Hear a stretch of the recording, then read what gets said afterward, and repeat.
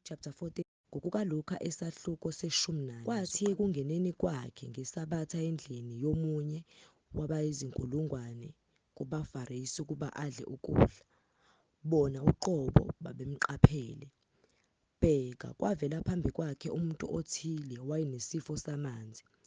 UJesu wathatha wathi kuzo izazi-mthetho nabaFarisi, "Kuvunyelwe yini ukuphulukisa ngeSabatha noma cha?" Kepha bathula. Wayesemphatha wamphulukisa, wammukisa, wathi kubo, "Ngumuphi kini ongathi indodana noma inkabi iyele emgodini angayikhiphi masinyane ngosuku lweSabatha na?" Bahluleka ukumphendula kulokho.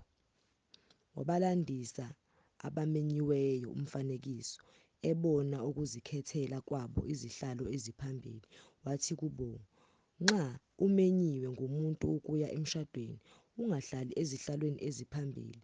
Funa ngabe ukhona omkhulu kunawe omenyiwe nguye, eze yena onimemile wena naye. Athi, mdedele lo, khona uqale uhlale kwesisezansi unamahloni. Kepha nxa umenyiwe, hamba uhlale endaweni esezansi, ukuba nxa efika okumemileyo athi kuwe, Mhlobo, yenyukela enhla, khona uyakuba nodumo phambi kwabo bonke abahlezi nawe ekudleni. Ngokuba oziphakamisayo uyakuthotshiswa, nozithobayo uzakuphakanyiswa." Wathi nakomemileyo, "Uma wenza isidlo sasemini noma esakusihlwa, ungabizi abahlobo bakho, nabafowenu, nomndeni wakho, nabakhelwane abacebileyo, funa nabo babuye bakumeme, kube khona ukwenanana.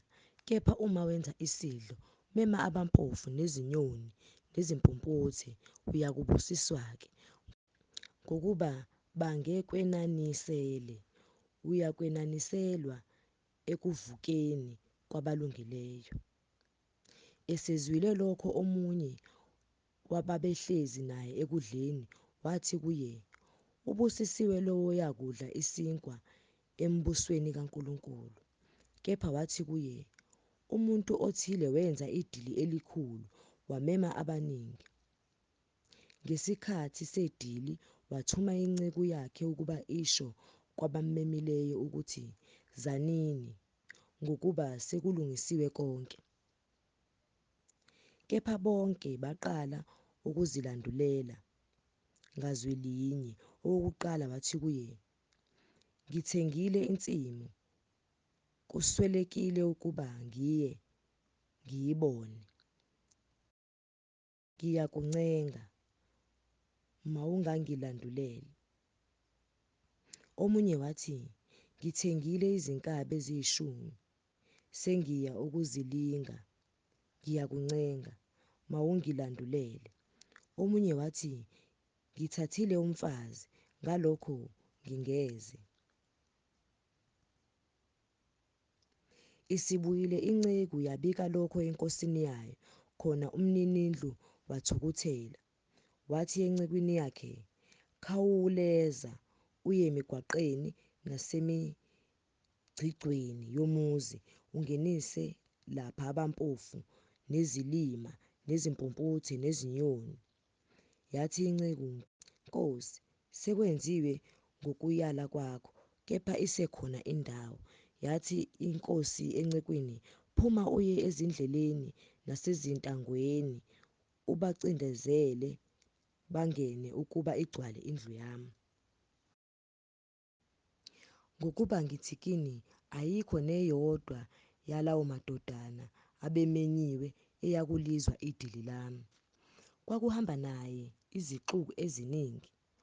Waphenduka wathi kuzo, 'Uma umuntu eza kimi, engamzondi uyise nonina nomkakhe nabatwana nabafowabo nawodadewabo, yebo, nokuphila kwakhe, angebe ngumfundi wami.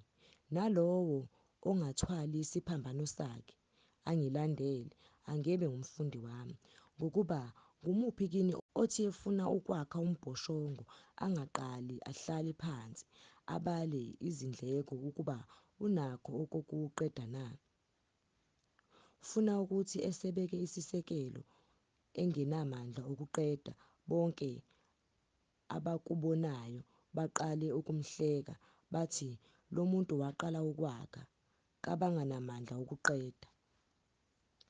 Noma yiyiphi inkosi yakwenye inkosi ukuhlaselana nayo engaqali ihlale phansi ihlole ukuba inamandla yini okuhlangabezana ngezinkulungwane eziyishumi naleyo eza kuyo inezinkulungwane ezingama-20 na? Kepha uma kungenzeke ingathi isekude leyo ithuma amanxusa icele okokuthula. Kunjalo-ke yinalowo nalowo kini ongavalelisi nakho konke anakho angebe ngumfundi wami. Usawoti uyinto enhle, kepha uma usawoti udumele uyakuhlaziywa ngani na? Akasafanele namhlabathi namquba uyalahlwa nje ngaphandle, onezindlebe zokuzwa makezwe.